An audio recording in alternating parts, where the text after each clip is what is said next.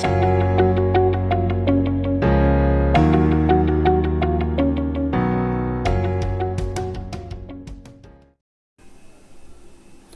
Friends, welcome to GK 2020। आज का ये वीडियो भारतीय संविधान के सबसे महत्वपूर्ण टॉपिक पर बेस्ड है और टॉपिक का नाम है इंडियन आर्टिकल्स। भारतीय संविधान का जो सबसे महत्वपूर्ण और डिफ़िकल्ट टॉपिक है वो है आर्टिकल्स को याद करना। आर्टिकल्स को याद करना और उसे लंबे समय तक याद रखना एक बहुत ही बड़ी चुनौती होती है। इस वीडियो में हम लोग आर्टिकल्स को एक अलग तरीके से याद करने का तरीका सीखेंगे और उम्मीद करता हूँ आपको ये वीडियो ज़रूर पसंद आएगा। अगर आप इस वीडियो को कंप्लीट देखते हैं और इसे अच्छे से समझने की कोशिश करते हैं तो आर्टिकल्स को आप काफ़ी आसानी से और इफ़ेक्टिव वे में लंबे समय तक याद रख सकते हैं।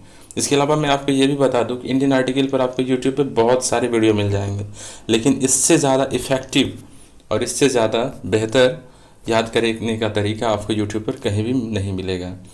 और उम्मीद करता हूँ आपको वीडियो ज़रूर पसंद आएगा। चलिए देखते हैं।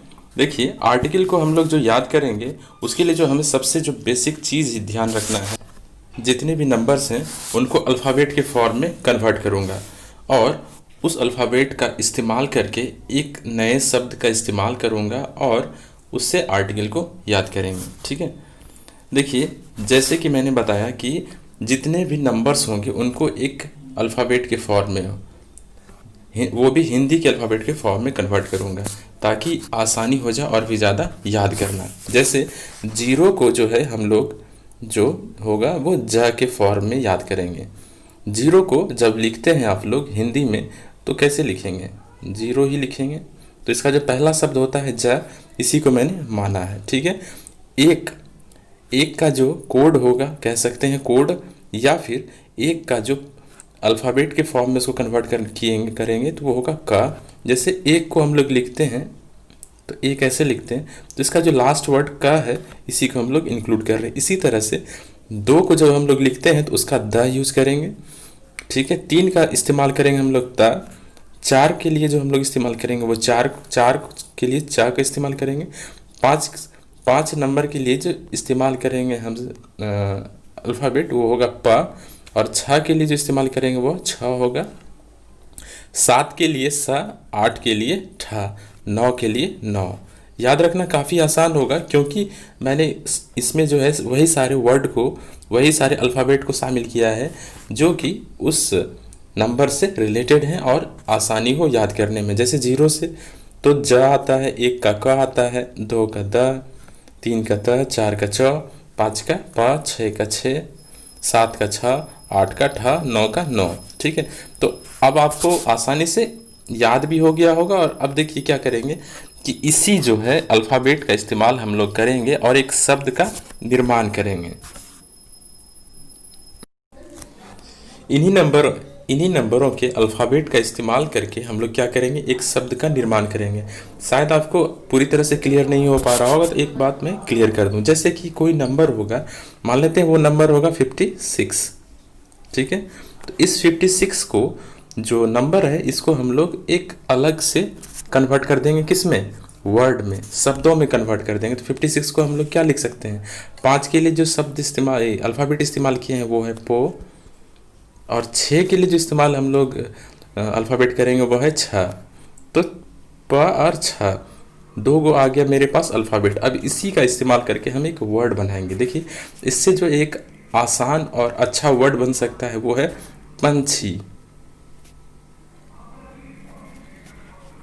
पंछी बन सकता है। तो देखिए पंछी बन गया। अब इसी पंछी का इस्तेमाल करेंगे हम लोग किसी भी चीज़ को याद करने में। आर्टिकल्स को, अभी इस टॉपिक में तो हम लोग आर्टिकल्स को याद करेंगे, इसका इस्तेमाल आप अन्य जगह भी कर सकते हैं। अगर आपके अंदर होगी ये सीखने की कला होगी और आप इसको बनाने का तरीका आपको आ जाएगा तो किसी भी नंबर को, चाहे वो हिस्ट्री का नंबर हो या फिर आर्टिकल्स का नंबर हो, आप आसानी से और बड़े ही अच्छे तरह से बना पाएंगे। तो चलिए शुरू करते हैं। देखिए, मैंने यहाँ पे जितने भी आर्टिकल्स लिए हैं उनमें से जो शुरुआती आर्टिकल्स को स्टार्ट किया है मैंने वो 52 आर्टिकल से स्टार्ट किया है। ठीक है, इससे पहले का जो आर्टिकल है वो भाग 3, 4 और भाग 1, 2, 3 में आता है, तो और 4 तक में आता है। तो आर्टिकल 4 तक में जो आता है, भाग 4 तक में जो आर्टिकल्स आता है उसको मैंने इसमें शामिल नहीं किया, इसमें मैंने आर्टिकल 52 से शामिल किया हुआ है। जैसे पहला जो है वो पूछा जाता है कि राष्ट्रपति के पद का उल्लेख किस आर्टिकल में किया गया है। जब एग्जाम में क्वेश्चन इसी तरह से पूछा जाता है कि राष्ट्रपति के पद का उल्लेख किस आर्टिकल में या फिर अनुच्छेद में किया गया है, तो आपको जब ये प्रश्न पूछा जाएगा तो आपको उस समय क्लिक करना चाहिए माइंड में, पद पूछ रहा है तो वहाँ पे आपको जो शब्द याद रखना है पद, सिर्फ याद क्या रखना है पद। अब पद कैसे याद रखेंगे, तो पद याद रखने के लिए सबसे अच्छा है कि राष्ट्रपति का जो पद होता है भारत में सबसे बड़ा और महत्वपूर्ण पद होता है, तो उससे याद आ जाएगा पद। और जब आपको ये पद याद आ जाएगा तो इसको आप कन्वर्ट कर देंगे किस में, ये नंबर के फॉर्म में। तो देखिए प का जो कोड होता है वो 5 होता है और द का जो कोड होता है 2 होता है, ठीक है। तो राष्ट्रपति के पद का उल्लेख किस आर्टिकल में, आर्टिकल 52। अगला देखिए, अगला एग्जाम में क्वेश्चन पूछता है कि राष्ट्रपति के कार्य की शक्ति का उल्लेख किस अनुच्छेद में है। राष्ट्रपति के कार्यों की शक्ति का उल्लेख किस अनुच्छेद में है, तो इसके लिए जो आपको शब्द याद रखना है वो क्या रखना है, पति। राष्ट्रपति के कार्य की जो शक्ति है किस अनुच्छेद में है, शब्द याद रखना है पति, ठीक है।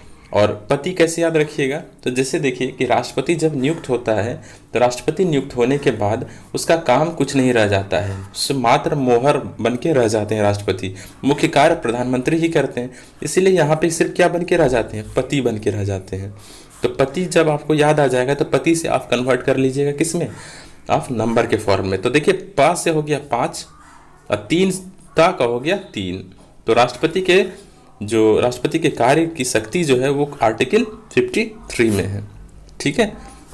अगला जो देखते हैं, जैसे अगला क्वेश्चन पूछेगा एग्जाम में कि राष्ट्रपति का निर्वाचन किस अनुच्छेद के तहत किया जाता है। तो राष्ट्रपति के निर्वाचन का जो उल्लेख है इसके लिए जो आपको शब्द याद रखना है वो है 5। अब 5 कैसे याद रखिएगा, देखिए राष्ट्रपति का जो निर्वाचन होता है वो 5 सालों के लिए होता है, 5 वर्षों के लिए होता है, ठीक है। तो आपको ये तो याद आ जाएगा कि राष्ट्रपति का निर्वाचन 5 वर्षों के लिए होता है। तो निर्वाचन 5 साल और 5 को आप कन्वर्ट कर दीजिएगा किस में, आप नंबर में। तो 5 से हो गया 5 और 4 से हो गया 4, तो हो गया ना 54।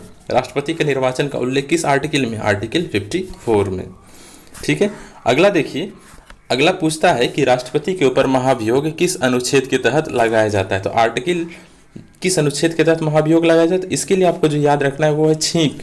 अब छींक कैसे याद रखिएगा, महाभियोग जब आएगा तो उसके लिए आपको जो याद रखना है कि देखिए राष्ट्रपति के ऊपर जब कोई भी आरोप लगाता है तो क्या होता है, छींटा पड़ता है या फिर कोई छींक करता है, उसके ऊपर लांछन लगाता है राष्ट्रपति के ऊपर, तो उससे आप याद रखिएगा छींक, ठीक है। तो महाभियोग हो गया छींक, और जब छींक आपको याद आ जाएगा तो इसको आप कन्वर्ट कर लीजिएगा किस में, नंबर्स के फॉर्म में। तो 6 का होता है 6 और क का होता है 1, कोड जो होता है क का कोड जो होता है 1 होता है, तो हो गया ना 61। तो महाभियोग किस अनुच्छेद में है, आर्टिकल 61 में, ठीक है। अगला जो है वो है क्षमादान। क्षमादान के लिए जो आपको याद रखना है वो है, याद रखना है सदा। क्षमादान, राष्ट्रपति या फिर किसी को भी हमेशा सदा क्या होना चाहिए, दानी होना चाहिए, सदा दानी। सदा क्या होना चाहिए, दानी, दान देना चाहिए किसको, सदा दान देना चाहिए। तो दान से याद रखिएगा क्या करना चाहिए, दान हमेशा या फिर सदा देना चाहिए। और जब सदा आपको याद आ जाएगा तो सदा से आप कन्वर्ट कर लीजिएगा, स का हो गया 7 और द का हो गया 2, ठीक है। अब देखिए सारा याद हो गया होगा कि राष्ट्रपति का पद से याद आएगा तो वहाँ पे पद याद रखना है, पद से हो गया कन्वर्ट करने के बाद 52। तो राष्ट्रपति के पद का उल्लेख आर्टिकल 52 में। राष्ट्रपति के कार्यों की शक्ति, कार्य से क्या बच जाता है, पति बन के रह जाता है, और पति जब रहेगा तो पति से कन्वर्ट करेंगे 53। तो राष्ट्रपति के कार्यों की शक्ति का उल्लेख है आर्टिकल 53 में। अगला जो है वो है राष्ट्रपति का निर्वाचन। राष्ट्रपति का जो निर्वाचन होता है 5 सालों के लिए होता है, तो 5 से जब याद आ जाएगा तो 5 को कन्वर्ट कीजिएगा तो बनेगा 54। तो राष्ट्रपति का निर्वाचन का उल्लेख है आर्टिकल 54 में। महाभियोग जब लगाया जाता है तो कब लगाया जाता है, जब उसके ऊपर कहीं छींक या छींटा पड़ा हो। तो छींटा याद रखिएगा, तो छींक से जब आपको याद आ जाएगा तो छींक से 61, इसको कन्वर्ट करने पे होता है। तो महाभियोग आर्टिकल 61 में है। इसके अलावा क्षमादान की शक्ति जो है किस आर्टिकल में है, तो इसके लिए जो शब्द याद रखना है वो है सदा। दानी होना चाहिए, सदा क्या होना चाहिए, दानी होना चाहिए, क्षमादान। और अन्य तरह चीज़ों को हमें क्या करना, दान चाहिए। तो दान से सदा, और सदा से हो जाएगा 72, स से 7 और द से 2। ठीक है, उम्मीद करता हूँ कि आपको सारा समझ में आया होगा। अगर आपको ये वीडियो पसंद आ रहा हो तो लाइक कीजिएगा। ठीक है, आगे देखते हैं। अगला जो है लोकसभा का विघटन। लोकसभा का विघटन जो किया जाता है वो किस अनुच्छेद के तहत किया जाता है, एग्जाम में पूछता है। तो इसका विघटन के लिए जो शब्द याद रखना है आपको, ठप याद रखना है। क्योंकि अब ठप कैसे याद रखिएगा, देखिए जब किसी भी चीज़ का विघटन होता है, लोकसभा का विघटन होता है, तो क्या होता है, वो ठप पड़ जाता है, बंद पड़ जाता है। तो ठप याद रखिएगा। ठप अगर आपको याद आ गया तो ठप को आप कन्वर्ट कर लीजिएगा नंबर्स के फॉर्म में। तो ठ का हो गया 8 और पा का हो गया 5। तो लोकसभा का विघटन मतलब ठप पड़ गया, ठप से हो गया 85। ठीक है, राष्ट्रपति का अध्यादेश। राष्ट्रपति जब अध्यादेश कब जारी करता है, जब बहुत सारे क्या होता है, अत्याचार हो, या मतलब अत्याचार कौन करता है, दैत्य करता है। कौन करता है, दैत्य। बहुत सारे जब दैत्य हो जाएं तो उस समय क्या करते हैं, राष्ट्रपति एक तरह का अध्यादेश जारी कर देते हैं। याद रखने का एक तरीका बता रहा हूँ। तो आपको अध्यादेश में आपको शब्द जो याद रखना है वो है दैत्य। और दैत्य को जब आप कन्वर्ट कर दिए नंबर्स के फॉर्म में, तो द का हो गया 2 और ता का हो गया 3। इसमें मैंने सिर्फ लास्ट के 2 नंबर्स को इंक्लूड किया हुआ है। इसके अलावा आपको बता दूं कि अध्यादेश जो है आर्टिकल 123 में है। ठीक है, मैं मैक्सिमम को जो है कवर करूंगा लास्ट के ही नंबर को, अगर वो 3 डिजिट का होगा। ठीक है, तो 3 डिजिट का है, लेकिन इसको मैं सिर्फ लास्ट का 2 डिजिट कवर कर रहा हूँ। और अगर आपको इतना भी याद आ जाएगा तो एग्जाम में आसानी से आप टिक कर सकेंगे, कभी भी आपका गलत नहीं होगा। तो राष्ट्रपति का अध्यादेश मतलब दैत्य, दानव। तो दैत्य से याद आ गया, तो दैत्य से आप कन्वर्ट कीजिएगा 2 और 3, और 2 3 जब याद आ जाएगा तो ऑटोमेटिक है 2 1 2 3 याद आ जाएगा। इसके अलावा अगर आप इतना नहीं करना चाहते हैं तो आप ये भी कर सकते हैं कि अध्यादेश जारी करने के लिए 1 2 3 काउंटिंग नंबर 1 2 3 किसमें, अध्यादेश में, इससे भी याद रख सकते हैं। ठीक है, अगला देखते हैं। अगला जो है वो है राष्ट्रपति का सुप्रीम कोर्ट से परामर्श। राष्ट्रपति जब सुप्रीम कोर्ट से परामर्श लेता है वो किस अनुच्छेद के तहत लेता है। एग्जाम में क्वेश्चन या जब ये पूछा जाए तो देखिए, परामर्श जब भी इंसान लेता है तो किससे लेता है, चतुर लोगों से ही लेता है। तो चतुर इंसान से लेना चाहिए। तो चतुर, इसमें शब्द जो आपको याद रखना है वो क्या रखना है, चतुर।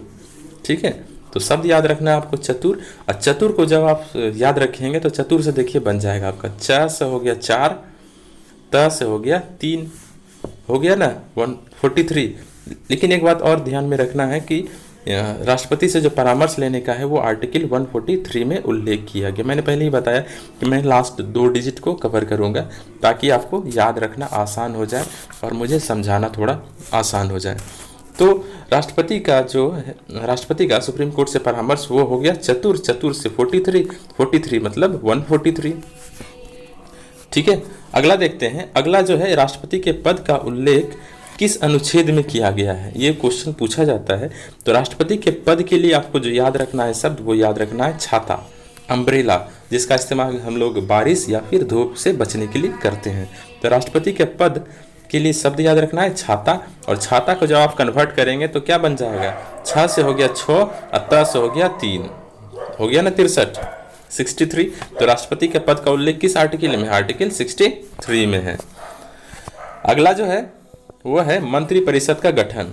मंत्रिपरिषद का गठन, देखिए मंत्रिपरिषद का जो गठन किया जाता है बहुत ही सोच समझ करके, सूझबूझ से किया जाता है। तो इसके लिए जो शब्द आपको याद रखना है वो याद रखना है सोच।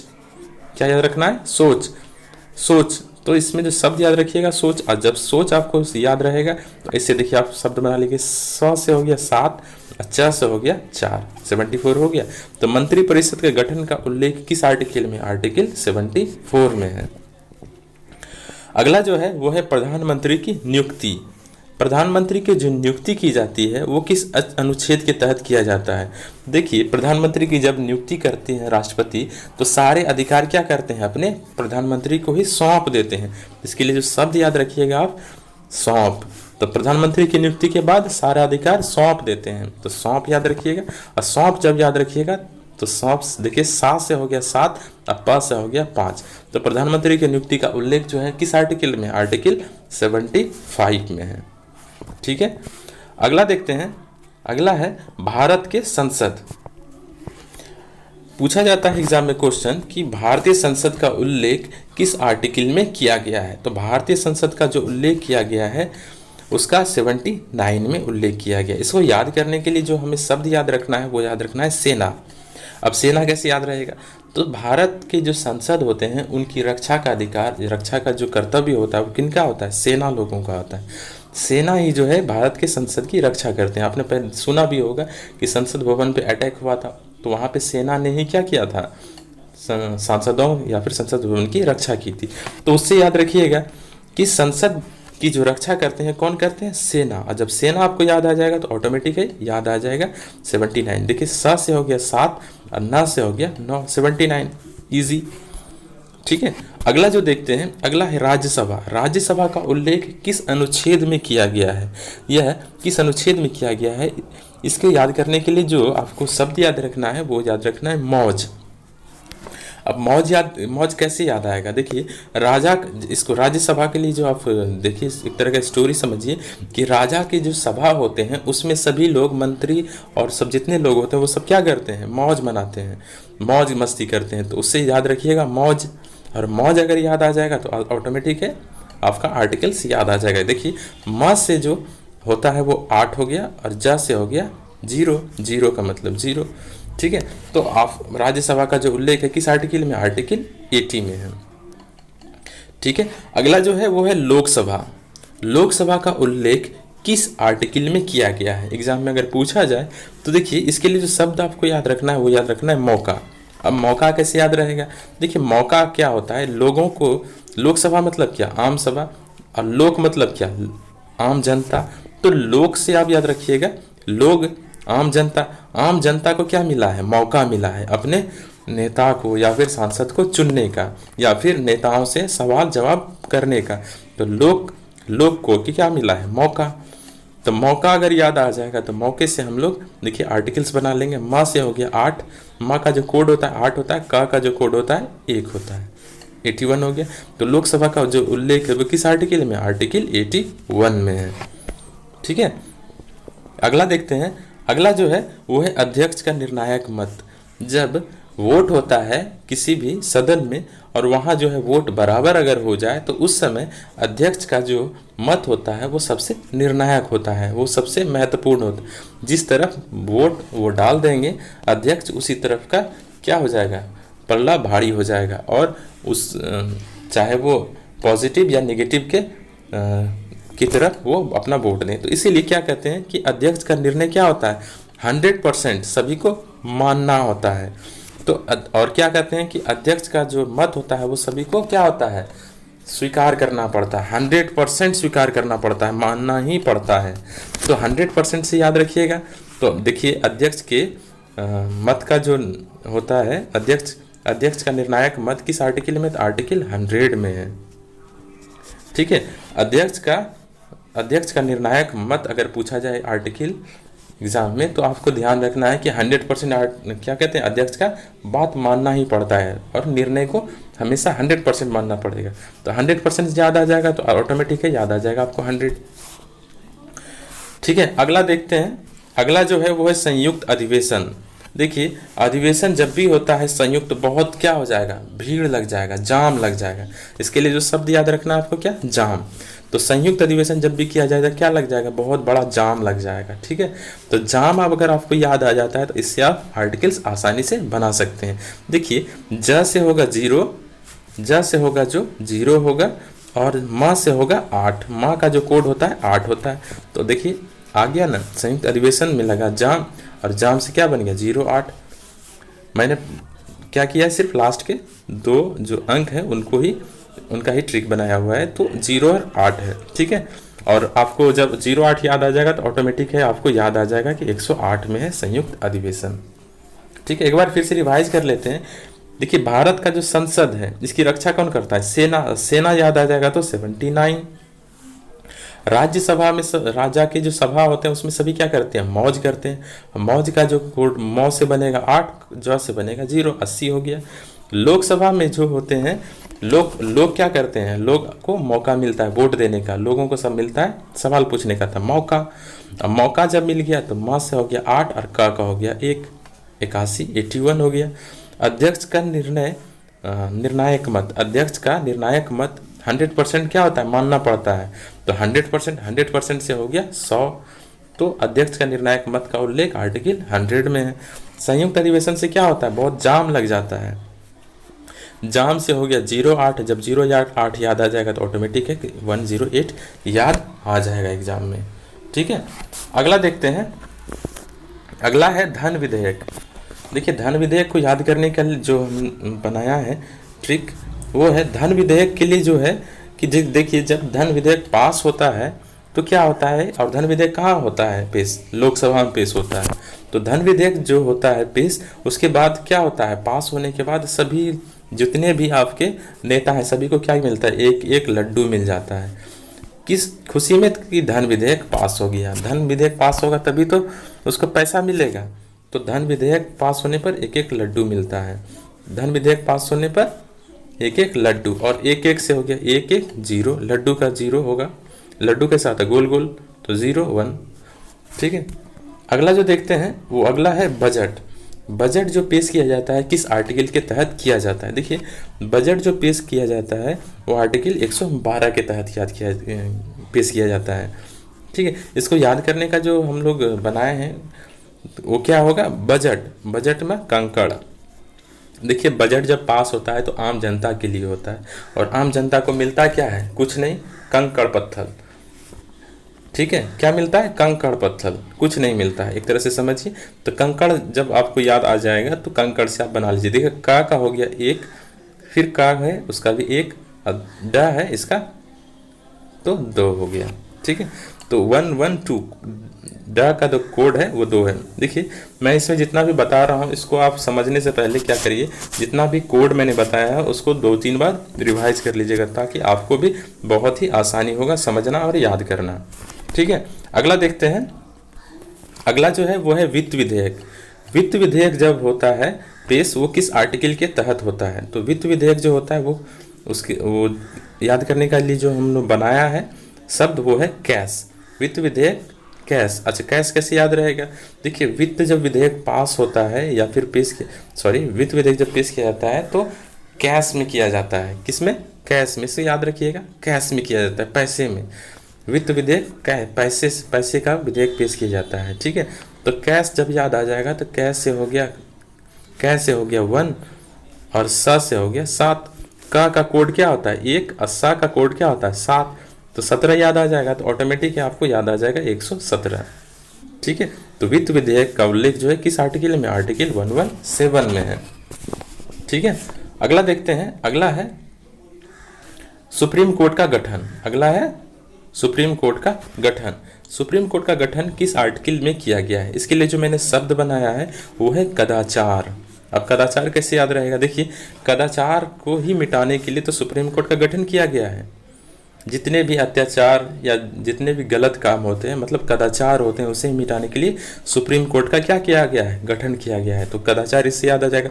सुप्रीम कोर्ट का गठन क्यों किया गया है, तो कदाचार मिटाने के लिए। अब कदाचार याद आ जाएगा तो मतलब आपको आर्टिकल याद आ जाएगा। देखिए कैसे, का हो गया, का जो कोड होगा वो 1 होता है, द का जो कोड होता है वो 2 होता है, अच्छा का जो कोड होता है यह 4 होता है। देखिए इसके अलावा मैंने र, आ, ई ये सब जो ऐड किया है, देखिएगा इन सब का कोई भी मतलब नंबर से कोई मतलब नहीं है।